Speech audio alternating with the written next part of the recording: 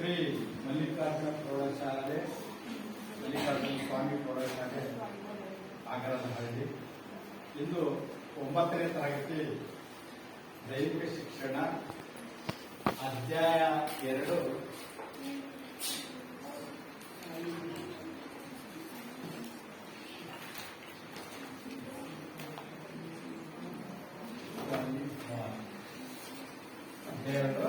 Volleyball. ಇಂದು ಬಾಹ್ಯಾಕಾಶ ದಿನಾಚರಣೆ ಆಗಿರೋದ್ರಿಂದ ಒಂದು ಸಣ್ಣ ಕಥೆಯನ್ನ ಹೇಳಿಬಿಟ್ಟು ಅನಂತರ ನಿಮಗೆ ಪಾಠವನ್ನ ಸ್ಟಾರ್ಟ್ ಮಾಡ್ತೀನಿ.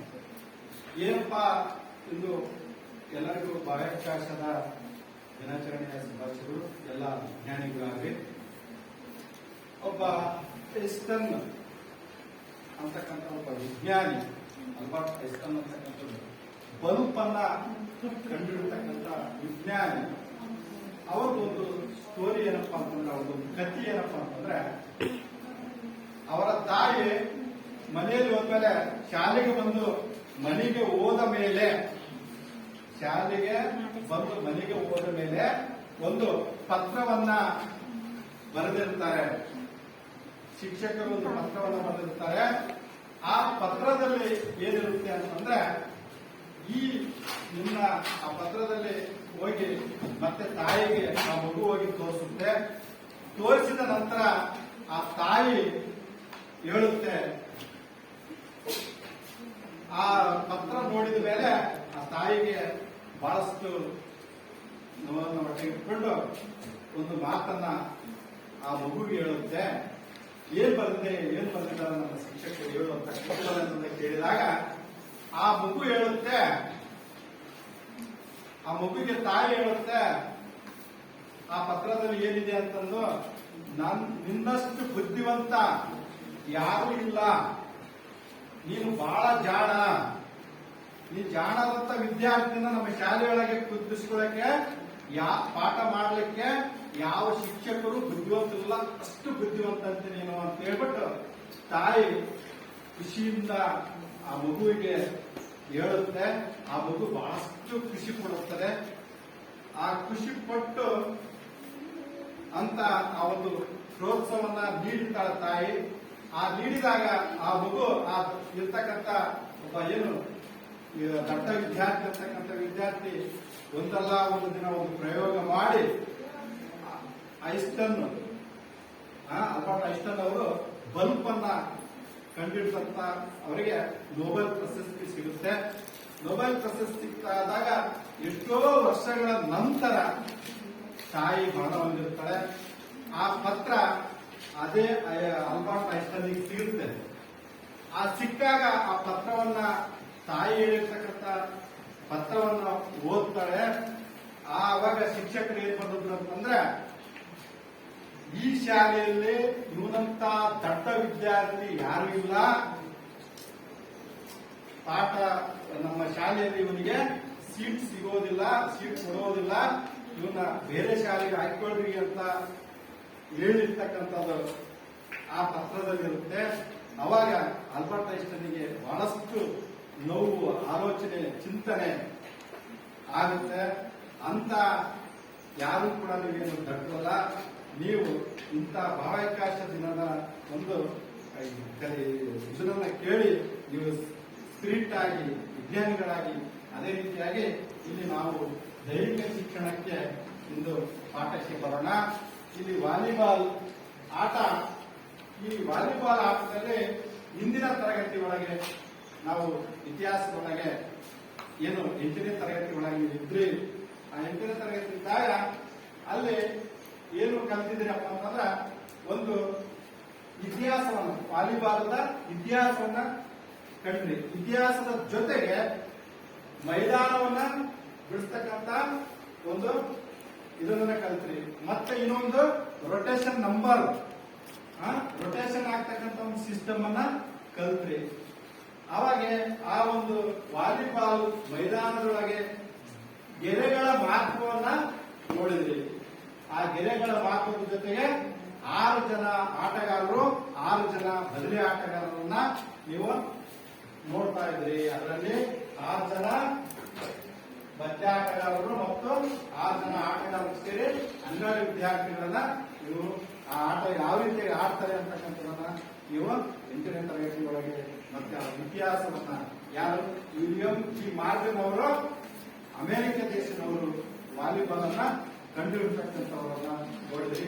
ಅದೇ ರೀತಿಯಾಗಿ 1895ರಲ್ಲಿ ವಾಲಿಬಾಲ್ ಅನ್ನ ಕಂಡುಹಿಡಿದ್ರು ಅಂತಕ್ಕಂಥದನ್ನ ನೀವು ಹಿಂದೆ 8ನೇ ತರಗತಿ ಒಳಗೆ ತಿಳಿದುಕೊಂಡಿರ್ತಕ್ಕಂಥದನ್ನ ಈಗ ನೀವು ಇಲ್ಲಿ ವಾಲಿಬಾಲ್ ಆಟದ ಕ್ರೀಡಾ ಕ್ಷೇತ್ರದಲ್ಲಿ ಸರಳವಾದ ಮತ್ತು ಕ್ರಿಯಾಶೀಲವಾದ ಆಟವಾಗಿದ್ದು ತಮ್ಮಲ್ಲಿ ವಿಶೇಷವಾದ ಸ್ಥಾನ ಪಡೆದಿದೆ. ಈ ಆಟವು ತನ್ನದೇ ಆದ ವೈಶಿಷ್ಟ್ಯತೆಯನ್ನು ಹೊಂದಿರತಕ್ಕಂಥದನ್ನ ಈಗಾಗಲೇ ನಾವು ವಾಲಿಬಾಲ್ಗೆ ಸಂಬಂಧಿಸಿದ ಹಲವು ಅಂಶಗಳನ್ನ ಕಲಿತಿದ್ದೇವೆ. ಈ ಪಾಠದಲ್ಲಿ ಇನ್ನೂ ಹೆಚ್ಚು ಅಂಶಗಳನ್ನ ಕಲಿಯೋಣ. ಆ ವಾಲಿಬಾಲ್ ಆಟಕ್ಕೆ ಕೆಲವು ತಂತ್ರಗಳನ್ನ ನೋಡ್ತಾ ಇದ್ದೀವಿ. ವಾಲಿಬಾಲ್ ಆಟಕ್ಕೆ ವಾಲಿಬಾಲ್ ಯಾರು ಮಾತಾಡೋಣ ಆಟಕ್ಕೆ ಕೆಲವು ತಂತ್ರಗಳನ್ನ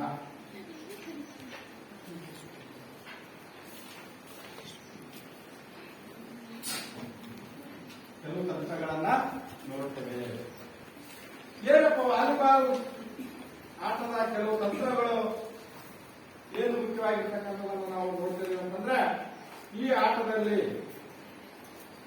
ತಂಡದ ಗೆಲುವನ್ನ ಸಾಧಿಸಲು ಎದುರಾಳಿಗೆ ಇರ್ತಕ್ಕಂಥದ್ದು ಎಷ್ಟು ಯಾವ ರೀತಿಯಾಗಿ ಡಿಫೆನ್ಸಿವ್ ಮತ್ತು ಅಫೆನ್ಸಿವ್ ಅಂತಕ್ಕಂಥದನ್ನ ಮತ್ತು ರಕ್ಷಣಾತ್ಮಕ ಮತ್ತು ಏನು ಆಕ್ರಮಣಕಾರಿಯಾಗಿರ್ತಕ್ಕಂಥದನ್ನ ಕೌಶಲ್ಯಗಳನ್ನು ನಾವು ನೋಡ್ತಾ ಹೋದಾಗ ಇಲ್ಲಿ ಮುಖ್ಯವಾಗಿರ್ತಕ್ಕಂಥದ್ದು ಸರ್ವಿಸ್ ಮಾಡುವ ಎದುರಾಳಿಯ ಸಾಮರ್ಥ್ಯ ಮತ್ತು ದುರ್ಬಲತೆಯನ್ನ ಗುರುತಿಸಿ ತಂತ್ರಗಾರಿಕೆಯನ್ನ ರಚಿಸಬೇಕು.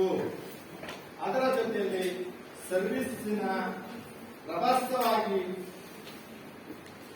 ದುರ್ಬಲ ರಕ್ಷಣಾ ಸಾಮರ್ಥ್ಯ ಹೊಂದಿದ ಪ್ರಥಮ ಪಾಸು ಸರಿಯಾಗಿ ನೀಡಲು ಅಸಮರ್ಥನಾದ ಪಾಸರ್ ಸ್ಥಳ ಬದಲಾವಣೆಯನ್ನ ಗುರುತಿಸಿ ನೆಟ್ಟಿನ ಮೇಲ್ಭಾಗದಲ್ಲಿ ತಗಲಿದ ಎದುರಾಳಿ ಅಂಕಣದಲ್ಲಿ ಬೀಳುವಂತೆ ಮಾಡಬೇಕು. ಅದೇ ರೀತಿಯಾಗಿರ್ತಕ್ಕಂಥ ಎದುರಾಳಿ ಆಟಗಾರರನ್ನ ಇಲ್ಲದೆ ಖಾಲಿ ಸ್ಥಳವನ್ನ ಗುರುತಿಸಿ ಸರ್ವಿಸ್ ಮಾಡಬೇಕು. ಇದು ಮೇಲಿನದರಲ್ಲಿ ಯಾವುದಾದ್ರೂ ಒಂದು ನೈಪುಣ್ಯತೆಯನ್ನ ಸಮಯಕ್ಕೆ ಅನುಸಾರವಾಗಿ ಬಳಸಬೇಕು.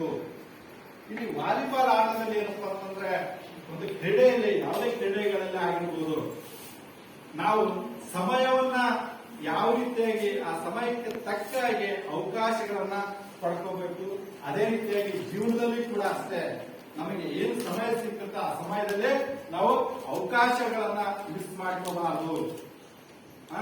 ಅದೇ ಅದು ಕೂಡ ಆಟದಲ್ಲಿ ಕೂಡ ಈ ವಾಲಿಬಾಲ್ ಆಗಲಿ ಸ್ವಲ್ಪ ಬಾಲ್ ಬಂದಿರತಕ್ಕಂಥದನ್ನ ನಾವು ಮಿಸ್ ಮಾಡಿ ಮೈ ಮರೆತು ನಿಂತ್ಕೊಳ್ತೀವಿ ಅಂತಂದ್ರೆ ಅಲ್ಲೇ ಎದುರಾಳಿಗಳು ಹೊಡೆದು ಬಿಡ್ತಾರೆ, ತಂಡದ ಪಾಯಿಂಟ್ಗಳನ್ನ ಹೆಚ್ಚಾಗ್ತದೆ ಇರ್ತಕ್ಕಂಥದನ್ನ ನಾವು ಇವು ಕೆಲವೊಂದು ಇದರಲ್ಲಿ ನಾವು ಕಾಣ್ತಿರ್ತೀವಿ.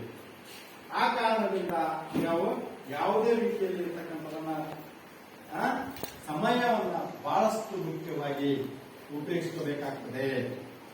ವಾಲಿಬಾಲ್ ಆಟದಲ್ಲಿ ಅಷ್ಟೇ, ಯಾವ ಕಬಡ್ಡಿ ಆಟದಲ್ಲಿ ಆದ್ರೂ ಅಷ್ಟೇ, ಖೋಖೋದಲ್ಲಿ ಆದ್ರೂ ಅಷ್ಟೇ, ಸೆಕೆಂಡ್ಸ್ಗಳು ಕೂಡ ಮಹತ್ವ ಇರ್ತದೆ. ಅದು ಸಮಯಕ್ಕೆ ಅನುಗುಣವಾಗಿ ನಾವು ಯಾವುದೇ ಬಾಲ್ಗಳನ್ನ ನಾವು ವಾಲಿಬಾಲ್ ಅನ್ನ ನಾವು ಹಾಕಬೇಕಾಗ್ತದೆ. ಹಾಕಿದಾಗ ಅದನ್ನ ಎತ್ತಿ ವಾಪಸ್ ರಿಸೀವ್ ಮಾಡಿ ಅದನ್ನ ಕಳಿಸ್ಬೇಕಾಗ್ತದೆ. ಇಂತಹ ಒಂದು ಕೌಶಲ್ಯವನ್ನು ನಾವು ಸರ್ವಿಸ್ ಅಂತ ನೋಡ್ತೀವಿ.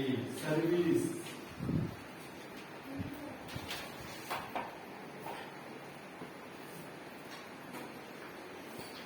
ಸರ್ವಿಸ್ ಅಂತಕ್ಕಂಥ ಒಂದು ಇದನ್ನ ನಾವು ಪಡೆದುಕೊಳ್ತೀವಿ ಅಂತಕ್ಕಂಥವನ್ನ ನಾವು ನೋಡ್ತೀವಿ. ಸರ್ವಿಸ್ ಇದು ಬಹಳಷ್ಟು ಮುಖ್ಯವಾಗಿರ್ತಕ್ಕಂಥದನ್ನ ನಾವು ಕಾಣ್ತೀವಿ. ಇದು ಎರಡು ಅಂಶದಲ್ಲಿ ನಾವು ನೋಡ್ತೀವಿ. ಅದೇ ರೀತಿಯಾಗಿ ಬಾಲನ್ನ ನೆಟ್ಟು ಮಾಡುವುದು, ಬಾಲನ್ನ ನೆಟ್ಟು ಮಾಡುವುದು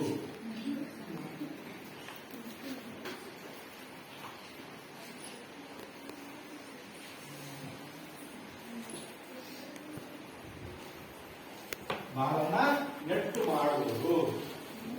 ಇಲ್ಲಿ ಪಾಸ್ ಎತ್ತುವ ಪೂರ್ವದಲ್ಲಿ ಮುಂದಿನ ವಲಯದಲ್ಲಿರುವ ಹೊಡೆತಗಾರರ ಸ್ಥಿತಿ ಸಾಮರ್ಥ್ಯ ಎದುರಾಳಿಯ ತಂಡದ ಬ್ಲಾಕರ್ ಸ್ಥಿತಿಯ ಒಂದು ಸಾಮರ್ಥ್ಯ ಮತ್ತು ಇಲ್ಲಿ ಬ್ಲಾಕರ್ ರಹಿತ ವಲಯದ ಗುರುತಿಸಿ ಮುಂದೆ ಹಿಂದೆ ಮೀಡಿಯಂ ಎತ್ತರ ಚಾರ್ಟ್ ಅಥವಾ ವೇವ್ ಪಾಸ್ ಗಳನ್ನ ನೀಡಬೇಕು ಅಂತಕ್ಕಂಥದ್ದನ್ನು ನಾವು ಕಾಣ್ತೇವೆ.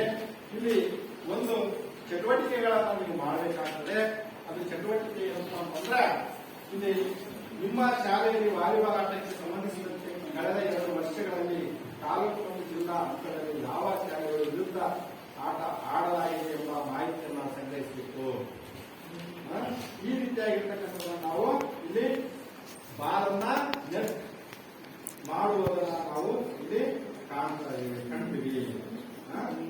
ಹಾಗೆ ಇಲ್ಲಿ ಮುಂದೆ ಬರೆದು ಹೋದ ನಂತರ ಸಂದರ್ಭಾನುಸಾರ ಪಾಸ್ ಅನ್ನು ಗತಿಯಲ್ಲಿ ಹೆಚ್ಚು ಕಡಿಮೆ ಮಾಡುತ್ತಾ ಎದುರಾಳಿ ಅಂಕಣದಲ್ಲಿ ಖಾಲಿ ಸ್ಥಳವಿದ್ದರೆ ನಿಖರತೆಯಿಂದ ಚೆಂಡನ್ನ ಆ ಸ್ಥಳಕ್ಕೆ ಹಾಕಬೇಕು.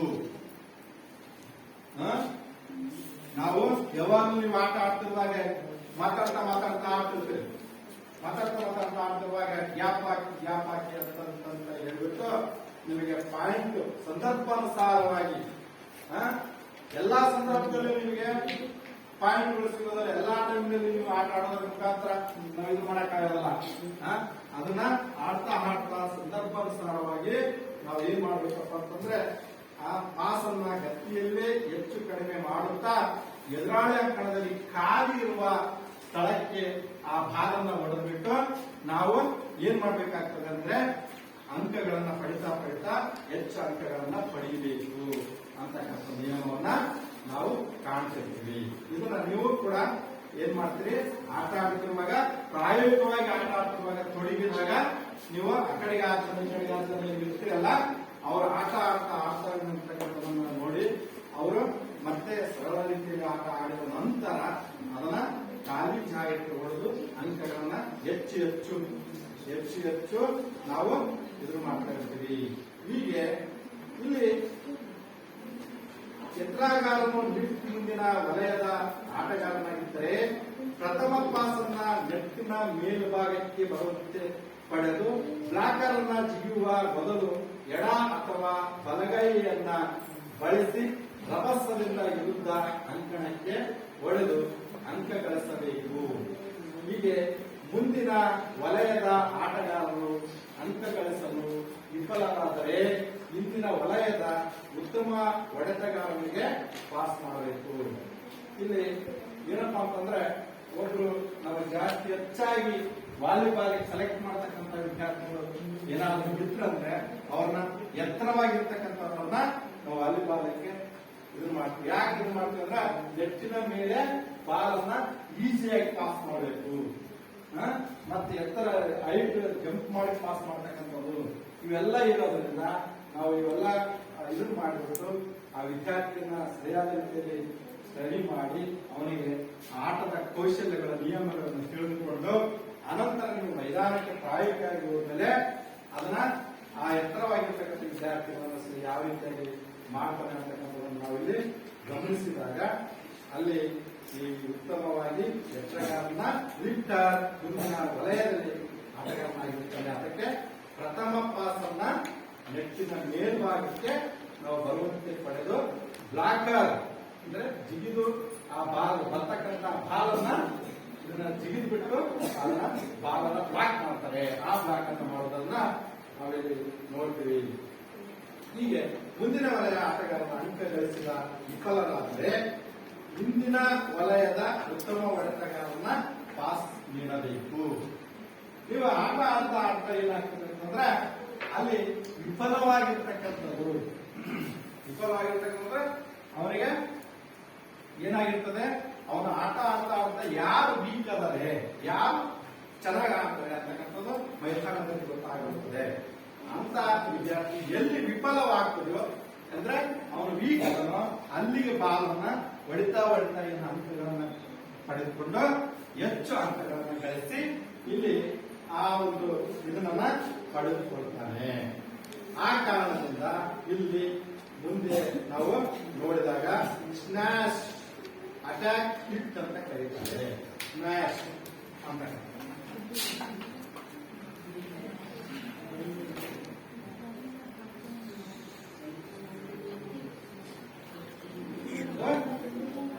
ಇದು ಇನ್ನೊಂದು ಅದೇನಪ್ಪ ಅಂದ್ರೆ ಅಟ್ಯಾಕ್ ಹಿಟ್ ಅಂತ ಕರೀತಾರೆ.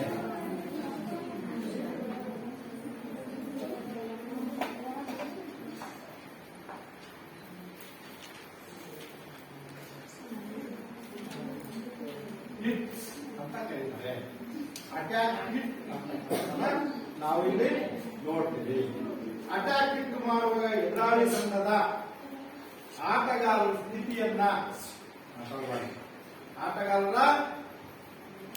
ತಂಡದ ಆಟಗಾರರ ಸ್ಥಿತಿಯನ್ನ ಗಮನದಲ್ಲಿಟ್ಟುಕೊಂಡು ಕಡಿಮೆ ಎತ್ತರ ತಲುಪುವ ಬ್ಲಾಕರ್ನ ಮೇಲ್ಗಡೆಯಿಂದ ಹೊಡೆಯಬೇಕು. ಎದುರಾಳಿ ತಂಡದ ದುರ್ಬಲವನ್ನು ಅಥವಾ ಖಾಲಿ ಸ್ಥಳವನ್ನ ಗುರುತಿಸಿ ಹೊಡೆಯಬೇಕು. ಇದು ಸ್ಮ್ಯಾಶ್ ಅಟ್ಯಾಕ್ ಹಿಟ್ ಅಂತ ಕರೀತಾರೆ. ಅಟ್ಯಾಕ್ ಹಿಟ್ ಅಂತಕ್ಕಂಥದ್ದು ಇಲ್ಲಿ ನಾವು ಈ ರೀತಿಯಾಗಿರ್ತಕ್ಕಂಥದನ್ನ ನಾವು ಮಾಡಬೇಕು.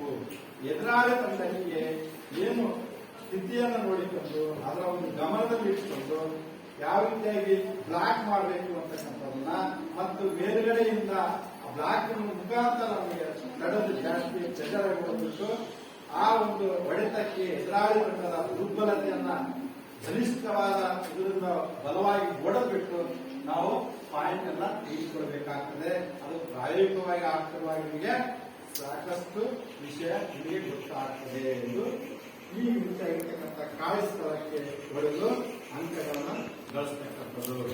ಇಲ್ಲಿ ಅಗತ್ಯಾನುಸಾರ ಹೊಡೆತದ ರಭಸದಲ್ಲಿ ವೇಗ ಹೆಚ್ಚು ಕಡಿಮೆ ಮಾಡಬೇಕು ಹಾಗೂ ಹೊಡೆತದ ವೈವಿಧ್ಯತೆಯನ್ನ ಉಪಯೋಗಿಸಬೇಕು.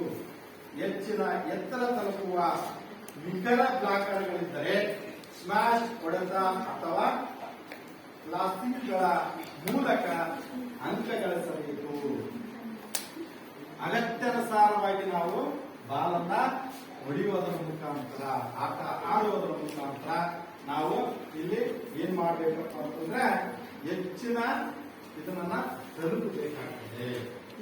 ಈ ಕಾರಣದಿಂದ ಪಂದ್ಯ ನಡೆಯುತ್ತಿರುವಾಗ ಎದುರಾಳಿಗಳ ವೇಗವಾಗಿ ಅಂಕಗಳನ್ನು ಗಳಿಸಿದರೆ ಆಟವನ್ನ ನಿಧಾನಗೊಳಿಸಬೇಕು ಅಥವಾ ಸಂದರ್ಭ ಅನುಸಾರವಾಗಿ ಸಮಯಾವಕಾಶ ಆಟಗಾರರ ಬದಲಾವಣೆಯ ಬಳಸಬೇಕು.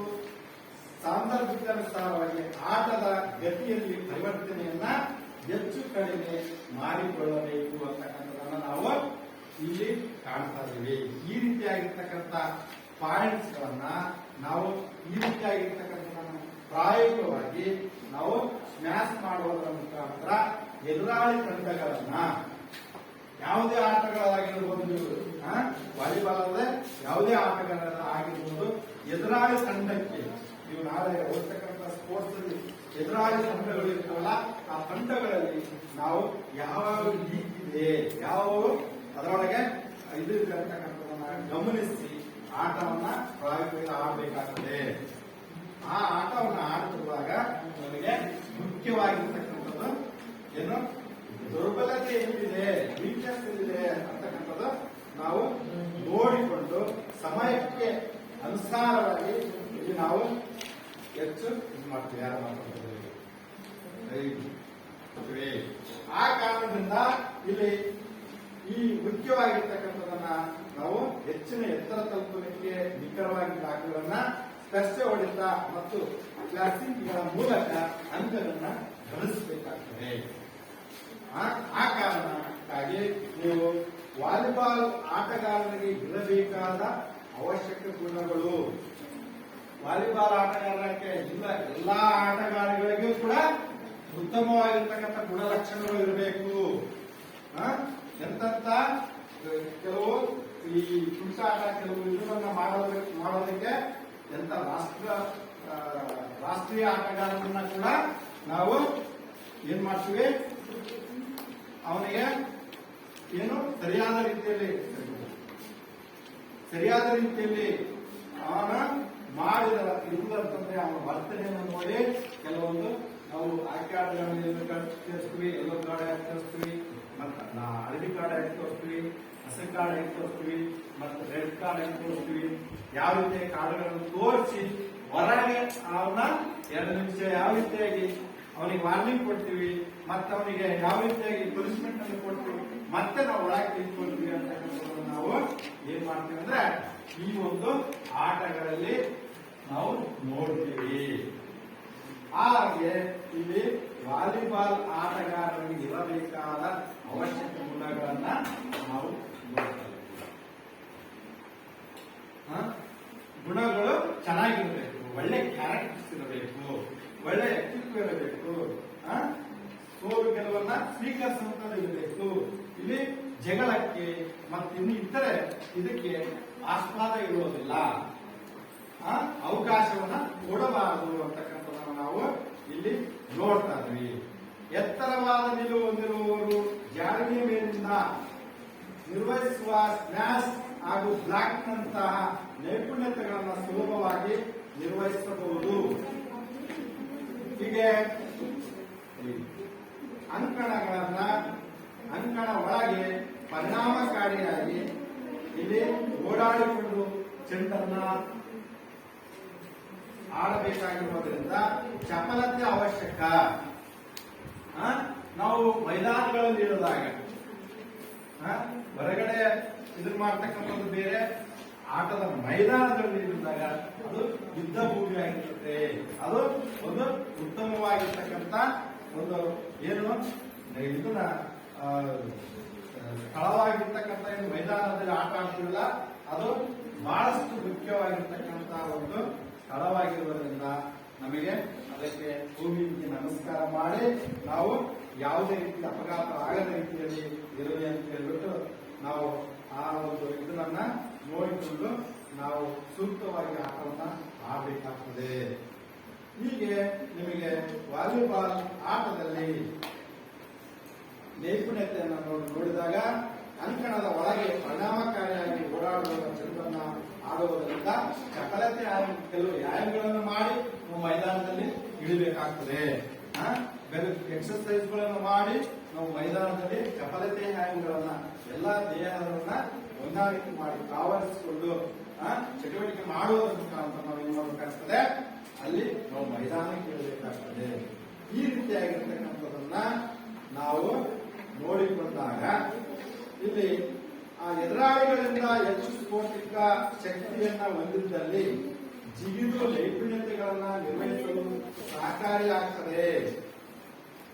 ಅಂಕಣದಲ್ಲಿ ಆಟವಾಡುವಾಗ ಕೈಗಳನ್ನ ಹಾಗೂ ಕಾಲುಗಳನ್ನ ಚಾಚಿ ಚೆಂಡನ್ನ ಆಡುವ ಸಂದರ್ಭಗಳು ಎದುರಾದಾಗ ಮೈಮನೆತ ಅವಶ್ಯಕ.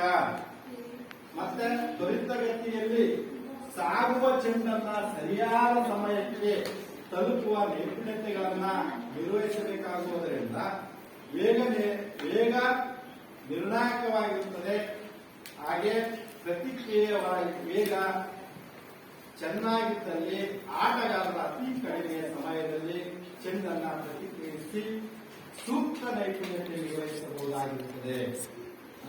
ಇಲ್ಲಿ ಏನಪ್ಪಾ ಅಂತಂದ್ರೆ ಪ್ರತಿಕ್ರಿಯೆ ಹೇಗಿರುತ್ತದೆ, ಅಂಕಣದಲ್ಲಿ ಯಾವ ರೀತಿಯಾಗಿ ಆಟ ಆಡ್ತಿರುವಾಗ ಎದುರಾಳಿ ತಂಡಗಳು ಪ್ರತಿಕ್ರಿಯೆ ಹೇಗಿರುತ್ತದೆ, ಯಾವ ರೀತಿಯಾಗಿ ಆಟ ಆಡ್ತಾರೆ ಅಂತಕ್ಕಂಥದನ್ನ ಅವರು ಒಂದು ಟೈಮ್ ಬಹಳಷ್ಟು ಆಟ ಆಡ್ತಾ ವಿಫಲ ಆಗಿರ್ತದೆ.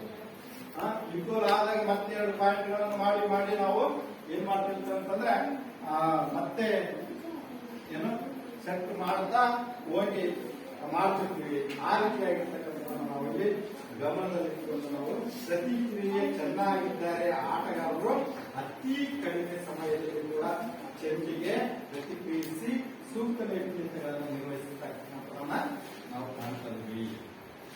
ಹೀಗಿರುವುದರಿಂದ ನೀವು ಆಟಗಳನ್ನ ಸರಿಯಾದ ರೀತಿಯಲ್ಲಿ ಆಡಬೇಕಾಗ್ತದೆ ಮತ್ತು ಶಕ್ತಿಯನ್ನ ನೀವು ಚಟುವಟಿಕೆ ಮಾಡೋದ್ರ ಮುಖಾಂತರ ಎಕ್ಸರ್ಸೈಸ್ ಮಾಡೋದ್ರ ಮುಖಾಂತರ ನೀವು ಬಲಿಷ್ಠವನ್ನ ತೋರಿಸಬೇಕಾಗ್ತದೆ ಅಂತಕ್ಕಂಥ ನಾವು ಇಲ್ಲಿ ವಾಲಿಬಾಲ್ ಆಟಗಾರರಿಗೆ ಇರಬೇಕಾಗಿರ್ತಕ್ಕಂಥ ಅವಶ್ಯಕ ಗುಣಗಳನ್ನ ನಾವು ಕ್ಯಾರೆಕ್ಟರ್ಸ್ ಗಳನ್ನ ನಾವು ನೋಡ್ತಾ ಇದ್ದೀವಿ. ಈಗ ಇನ್ನೂ ಏನಪ್ಪಾ ಅಂದ್ರೆ ವಾಲಿಬಾಲ್ ಪಂದ್ಯಾವಳಿಗಳ ಬಹುಮಾನಗಳು ಮತ್ತು ಪ್ರಶಸ್ತಿಗಳನ್ನ ನೋಡಿದಾಗ ಇಲ್ಲಿ ವಾಲಿಬಾಲ್ ಮತ್ತು ಬಹುಮಾನಗಳನ್ನ ಇಲ್ಲಿ ನೋಡಿದಾಗ ನಾವು ಏನ್ ಮಾಡಬೇಕು ಅಂತಂದ್ರೆ ಪಂದ್ಯಾವಳಿಗೆ ಬಹುಮಾನ ಮತ್ತು ಪ್ರಶಸ್ತಿಗಳನ್ನು ನಾವು ಕೊಡ್ತಿರ್ತೀವಿ. ಆಟ ಆಡಿದಂತಕ್ಕಂಥ ಶ್ರಮವಹಿಸಿ ಆಟ ಆಡಿ ಗೆದ್ದಿರ್ತಕ್ಕಂಥವರಿಗೆ ಬಹುಮಾನ ವಿತರಣೆ ಮಾಡತಕ್ಕಂಥದ್ದು ಅದು ರಾಷ್ಟ್ರ ಮಟ್ಟದ ಕಿರಿಯ ವಾಲಿಬಾಲ್ ಚಾಂಪಿಯನ್ಶಿಪ್ಗೆ. ಹಾಗೆ ಎರಡನೇ ಪಾಯಿಂಟ್ ನೋಡಿದಾಗ ರಾಷ್ಟ್ರ ಮಟ್ಟದಲ್ಲಿ ಸಬ್ ಜೂನಿಯರ್ ಬಾಲಕರು ಮತ್ತು ಬಾಲಕಿಯರ ವಾಲಿಬಾಲ್ ಆದ ಪಂದ್ಯಾಟದ ಒಂದು ಇದು ಮಾಡ್ತಕ್ಕಂಥದ್ದು. ಹಾಗೆ ರಾಷ್ಟ್ರ ಮಟ್ಟ ಮಿನಿ ವಾಲಿಬಾಲ್ ಚಾಂಪಿಯನ್ಶಿಪ್ ಅನ್ನ ನೋಡ್ತಕ್ಕಂಥದ್ದು. ಈಗ ರಾಷ್ಟ್ರೀಯ ಸೂಪರ್ ಲೀಗ್ ಪಂದ್ಯಾಟಗಳನ್ನ ಮಾಡತಕ್ಕಂಥದ್ದು. ಹಾಗೆ ಪ್ರತಿ ವರ್ಷ ಪುರುಷ ಹಾಗೂ ಮಹಿಳೆಯರಿಗಾಗಿ ನಡೆಯುವ ಫೆಡರೇಷನ್ ಕಪ್ ಮಾಡತಕ್ಕಂಥದ್ದು. ಪ್ರತಿ ವರ್ಷ ಪುರುಷರು ಹಾಗೂ ಮಹಿಳೆಯರಿಗಾಗಿ ನಡೆಯುವ ರಾಷ್ಟ್ರೀಯ ಸೀನಿಯರ್ ವಾಲಿಬಾಲ್ ಪಂದ್ಯಾವಳಿ. ಹೀಗೆ ಪ್ರತಿ ವರ್ಷ ಪುರುಷರು ಹಾಗೂ ಮಹಿಳೆಯರಿಗಾಗಿ ನಡೆಯುವ ರಾಷ್ಟ್ರೀಯ ಸೂಪರ್ ಲೀಗ್ ಪಂದ್ಯಾಟಗಳನ್ನ ನಾವು ನೋಡ್ತಾ ಇದ್ವಿ. 2 ವರ್ಷಕ್ಕೊಮ್ಮೆ ಜೂನಿಯರ್ ಬಾಲಕ ಮತ್ತು ಬಾಲಕಿಯರಿಗೆ ನಡೆಯುವ ಏಷ್ಯನ್ ಮಟ್ಟದ ಜೂನಿಯರ್ ವಾಲಿಬಾಲ್ ಚಾಂಪಿಯನ್ಶಿಪ್ ಅಂತಕ್ಕಂಥದನ್ನ, ಹಾಗೆ 4 ವರ್ಷಕ್ಕೊಮ್ಮೆ ನಡೆಯುವ ಪುರುಷ ಮತ್ತು ಮಹಿಳೆಯರ ತಂಡದ ಸೀನಿಯರ್ ಅಂತಾರಾಷ್ಟ್ರೀಯ ಚಾಂಪಿಯನ್ಶಿಪ್ ಅನ್ನ, ಹಾಗೆ 10ನೇ ಪಾಯಿಂಟ್ ಅಲ್ಲಿ 2 ವರ್ಷಕ್ಕೊಮ್ಮೆ ನಡೆಯುವ 19 ವರ್ಷದ ವಯೋಮಿತಿಯಲ್ಲಿನ ಪುರುಷ ಮತ್ತು ಮಹಿಳಾ ತಂಡಗಳಿಗೆ ಅಂತಾರಾಷ್ಟ್ರೀಯ ಯೂತ್ ಚಾಂಪಿಯನ್ಶಿಪ್ ಅಂತಕ್ಕಂಥದ್ದು. ಈಗ 4ನೇ ವರ್ಷಗಳಿಗೊಮ್ಮೆ ನಡೆಯುವ ಪುರುಷ ಹಾಗೂ ಮಹಿಳಾ ತಂಡದ ವಾಲಿಬಾಲ್ ವಿಶ್ವಕಪ್ ಅಂತಕ್ಕಂಥದನ್ನ, ಹಾಗೆ ಪುರುಷರಿಗಾಗಿ ಅಂತಾರಾಷ್ಟ್ರೀಯ ಲೀಗ್ ಹಾಗೂ ಮಹಿಳೆಯರಿಗಾಗಿ ಅಂತಾರಾಷ್ಟ್ರೀಯ ಗ್ರ್ಯಾಂಡ್ ಫ್ರೀ ಪಂದ್ಯಾವಳಿ ಮತ್ತು ಸಿರಿವಂತಿಕೆ ಅಭಿಜ್ಞಾನ ಗೋಲ್ಡ್ ಕಪ್ ಅಂತಾರಾಷ್ಟ್ರೀಯ ಆಮಂತ್ರಿತ ತಂಡಗಳು. ಹೀಗೆ ಪಂದ್ಯಾವಳಿಯ ಈಗ ನೆಕ್ಸ್ಟ್ ಅದೇ ರೀತಿಯಾಗಿ ರಶೀದ್ ಅಂತಾರಾಷ್ಟ್ರೀಯ ಆಮಂತ್ರಿತ ತಂಡಗಳು ವಾಲಿಬಾಲ್ ಪಂದ್ಯಾವಳಿ. ವಾಲಿಬಾಲ್ನಲ್ಲಿ ಅತ್ಯುತ್ತಮ ಆಟಗಾರರಿಗೆ ಅರ್ಜುನ ಮತ್ತು ಏಕಲವ್ಯ ಪ್ರಶಸ್ತಿಗಳನ್ನ ಇಲ್ಲಿ ಹಾಗೂ ಉತ್ತಮ ತರಬೇತಿದಾರರಿಗೆ ದ್ರೋಣಾಚಾರ್ಯ ಪ್ರಶಸ್ತಿಯನ್ನ ನೀಡಲಾಗುತ್ತದೆ. ಈ ರೀತಿಯಾಗಿರ್ತಕ್ಕಂಥದ್ದನ್ನು ನಾವು ನೋಡಿದಾಗ ಇಲ್ಲಿ ನಾವು 8ನೇ ತರಗತಿ ಒಳಗೆ ಲಾಸ್ಟ್ ಪೇಜ್ ಒಳಗೆ ನಮಗೆ ದ್ರೋಣಾಚಾರ್ಯ ಇದು ಕ್ರೀಡಾ ತರಬೇತಿಗೆ ಕ್ರೀಡಾ ಪಟುಗಳಿಗೆ ನೀಡತಕ್ಕಂಥದ್ದನ್ನ ಅರ್ಜುನ ಪ್ರಶಸ್ತಿಯನ್ನ ಎಷ್ಟಕ್ಕೆ 1961ರಲ್ಲಿ ನೀಡುತ್ತಾರೆ. ಅದು 15 ಲಕ್ಷ ಅದರ ಮೊತ್ತವಾಗಿರುತ್ತದೆ.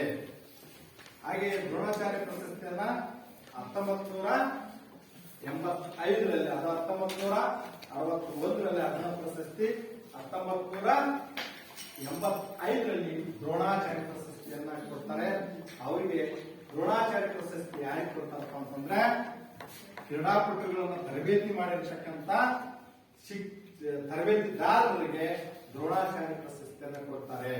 ಅದು ಕೂಡ 15 ಲಕ್ಷದ ಮೊತ್ತವಾಗಿರುತ್ತದೆ. 15 ಲಕ್ಷ ಮೊತ್ತವಾಗಿರುತ್ತದೆ. ಇದು ನೀವು ನೆನಪಿನಲ್ಲಿಟ್ಟುಕೊಂಡು ಒಳ್ಳೆಯ ರಾಷ್ಟ್ರ ಅಂತಾರಾಷ್ಟ್ರದ ಮಟ್ಟದ ಕ್ರೀಡಾಪಟುಗಳಾಗಲಿ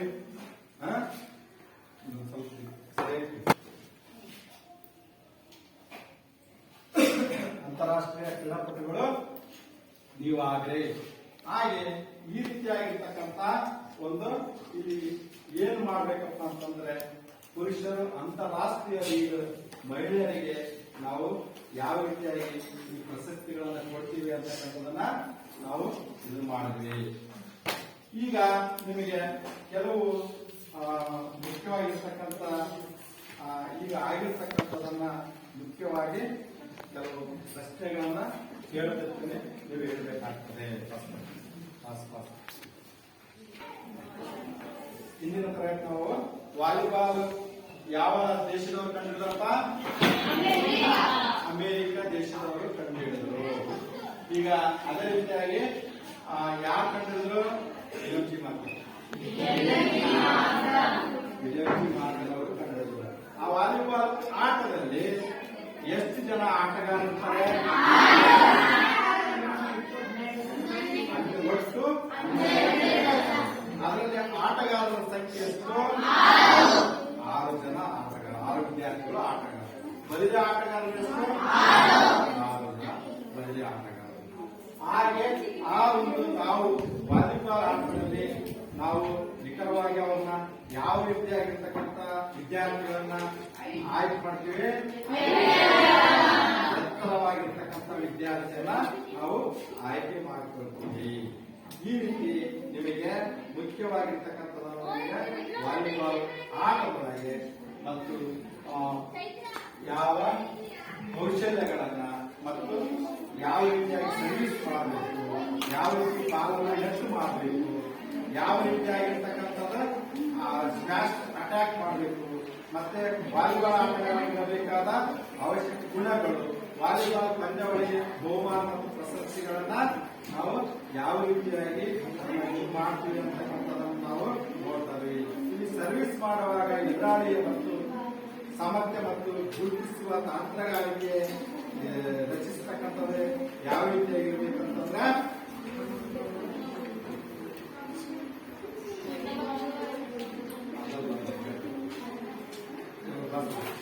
ಮಾಡುವಾಗ ಎದುರಾಳಿಯ ಸಾಮರ್ಥ್ಯ ಮತ್ತು ವ್ಯಾಸನ ಗುರುತಿಸಿ ತಂತ್ರಗಾರಿಕೆಯನ್ನು ರಚಿಸಬೇಕು ಅಂತಂದ್ರೆ ಯಾವುದು? Very good. ದುರ್ಬಲತೆಯನ್ನ ಗುರುತಿಸಿ ನಾವು ವಾಲಿಬಾಲ್ ಸರ್ವಿಸ್ ಮಾಡೋದನ್ನ ನಾವು ರಚಿಸಬೇಕು. ಆಗಿದ್ದಾಗ ನಮಗೇನಾಗ್ತದೆ ಅಂತಂದ್ರೆ ಹೆಚ್ಚು ಅಂಕಗಳನ್ನು ಪಡೆದು ವಿಜಯಶಾಲಿಗಳಾಗ್ತವೆ.